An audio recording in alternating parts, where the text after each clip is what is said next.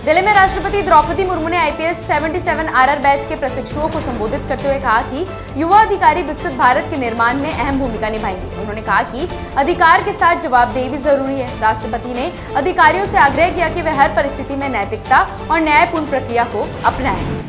गृह मंत्री अमित शाह ने मुंबई में इंडिया मैरीटाइम वीक 2025 का उद्घाटन किया और भारत की समुद्री ताकत को वैश्विक स्तर पर उभरती शक्ति बताया। उन्होंने कहा कि 11,000 किलोमीटर से ज्यादा का तटीय क्षेत्र देश की अर्थव्यवस्था में अहम योगदान देता है। इस मौके पर महाराष्ट्र और ओडिशा के मुख्यमंत्री समेत कई नेता मौजूद हैं। दिल्ली में एसआईडीएम की बैठक में रक्षा मंत्री राजनाथ सिंह ने कहा कि पहलगाम हमले के बाद ऑपरेशन सिंदूर ने दिखा दिया कि भारत हर हाल में अपनी सीमाओं की रक्षा को तैयार है। उन्होंने कहा कि दुनिया में शांति और नियमों को लेकर अनिश्चितता बढ़ रही है। ऐसे में हर क्षेत्र में सोच समझकर और सतर्कता से कदम उठाने की जरूरत है। देहरादून में मुख्यमंत्री पुष्कर सिंह धामी ने सतर्कता हमारी साझा जिम्मेदारी अभियान की शुरुआत की। ये जन जागरूकता अभियान 9 नवंबर तक पूरे उत्तराखंड में चलेगा। धामी ने कहा कि शासन में पारदर्शिता जरूरी है और लापरवाही करने वाले अधिकारियों पर सख्त कार्रवाई।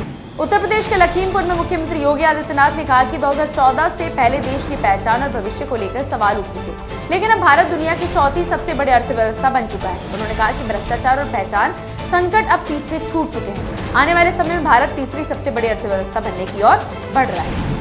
उपराष्ट्रपति सीपी राधाकृष्णन ने सेशेल्स के राष्ट्रपति डॉक्टर पैट्रिक हर्मिनी से स्टेट हाउस में मुलाकात की। दोनों नेताओं ने भारत सेशेल्स के बीच द्विपक्षीय सहयोग को और मजबूत करने पर चर्चा की। बातचीत में हिंद महासागर क्षेत्र और ग्लोबल साउथ में शांति, स्थिरता और समृद्धि के साथ साझा लक्ष्य को दोहराया गया। दिल्ली में केंद्रीय कृषि मंत्री शिवराज सिंह चौहान ने राष्ट्रीय कृषि छात्र सम्मेलन में हिस्सा लिया। उन्होंने छात्रों से कृषि शिक्षा की जरूरतों पर बातचीत की और कहा कि कृषि भारत की अर्थव्यवस्था की रीढ़ है। चौहान ने राज्यों से कृषि कॉलेजों में स्टाफ और सुविधाओं की कमी दूर करने की अपील की।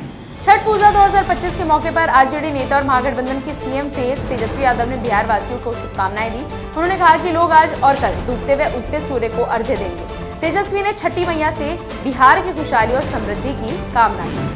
केंद्रीय स्वास्थ्य मंत्री जेपी नड्डा ने सतर्कता जागरूकता सप्ताह 2025 के तहत मंत्रालय के अधिकारियों और कर्मचारियों को सत्यनिष्ठा की शपथ दिलाई। इस साल की थीम सतर्कता हमारी साझा जिम्मेदारी है। नड्डा ने पारदर्शिता, जवाबदेही और नैतिक शासन के प्रति सामूहिक प्रतिबद्धता दोहराई। कांग्रेस सांसद केसी वेणुगोपाल ने केरल सरकार द्वारा पीएम श्री समझौते पर हस्ताक्षर करने के फैसले पर सवाल उठाया। उन्होंने कहा कि बिना कैबिनेट और सहयोगी दलों से चर्चा किए ऐसा निर्णय कैसे लिया जा सकता है। वेणुगोपाल ने इसे एक बड़ी साजिश करार दिया।